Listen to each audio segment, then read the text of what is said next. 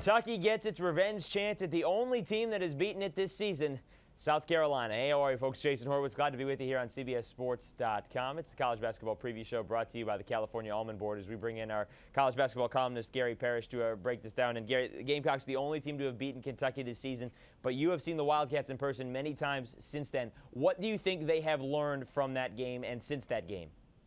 I don't know if they've learned much as, what they've learned not to do with South Carolina, which is, sometimes when you're as talented as Kentucky is, you tend to think, look, we're just going to go out and play people heads up because we got better players. But, by doing that, you allow Devin Downey to really get going and get exposed. I think the key to beating South Carolina is pretty simple. Make somebody besides Devin Downey do it. And so, I think what you'll see Kentucky do this time around is probably understand better how good and with the ball and explosive Downey is. And I think maybe you can attribute some of that to the staff. John Calipari's staff hasn't been in the SEC, so maybe they didn't appreciate Downey for what he was. But you'll see them, try to deny Downey the ball, run people at him, and just say, look, South Carolina, if you've got anybody else on this team that can beat us, then we'll get beat. But we're not going to let Devin Downey do it again. That's the key to handling South Carolina, and I suspect that's what Kentucky will do. Well, what he was 9 of 29, but it was a 30-point game, and he was unstoppable down the stretch. Meanwhile, on the other side, Garry, I know at the beginning of the season it was John Wall for you, and it was all about John Wall going into the season. And at times this year it has been, and you've taken some criticism at times, but not really. Is he still, in your eyes, I guess, uncomparable to anyone else you've seen in recent memory? Oh, no. I mean, he's great. I mean, Evan Turner is also great, and that's the debate, the Player of the Year debate. People say, John Wall's stats have fallen off, and they really haven't fallen off that much. And I don't think, and then the other argument is, well, he's not even the best player on his team. Trust me, yes, he is. And, allow John Calipari to pick one player off his own team. He's picking John Wall.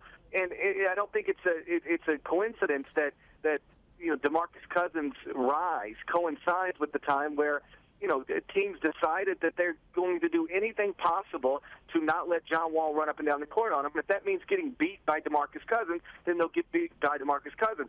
So now people are running, they're leaking back on defense after long jumpers, sort of conceding rebounds. They're putting a hand on John Wall. They're trying to deny John Wall the ball, even on an outlet pass. If he rebounds, they're touching him just to sort of provide like a speed bump. And so, even though DeMarcus Cousins is the most dominant big man in college basketball, what the opposition has done is decided to, we'll let DeMarcus Cousins overpower us in the paint in a half-court set rather than let John Wall run in transition on it. That should tell you something, because nobody can stop DeMarcus Cousins, but they realize that it's more likely to stop him than it is John Wall in transition. So, look, his stats were never going to measure up to Evan Turner's because he didn't have to do all those things for his team. But you saw the other night against Vanderbilt, he drives, makes a key play to break a tie.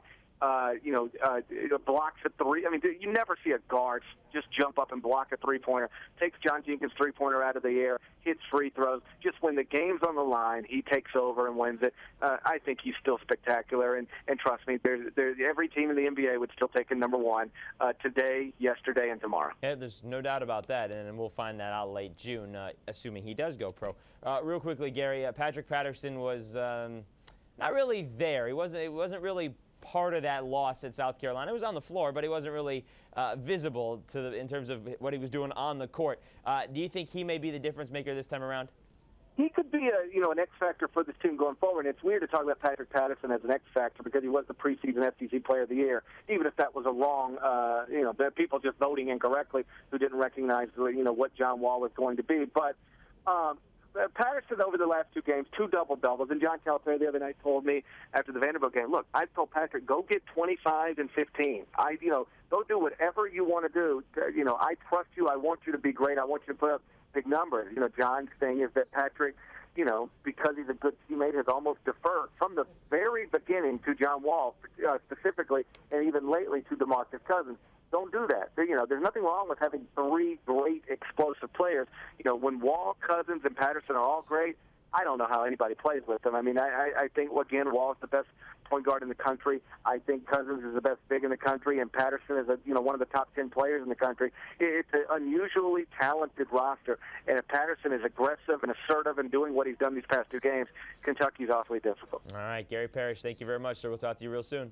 Thanks, guys. All right, folks, for more on this game, keep it right here with CBSSports.com and check out all of Gary's articles right here on the website as well. College basketball preview show brought to you by the California Almond Board. Become a pro snacker this season with a handful of California almonds. For Garry, Parrish, I'm Jason Horowitz. Take care, folks.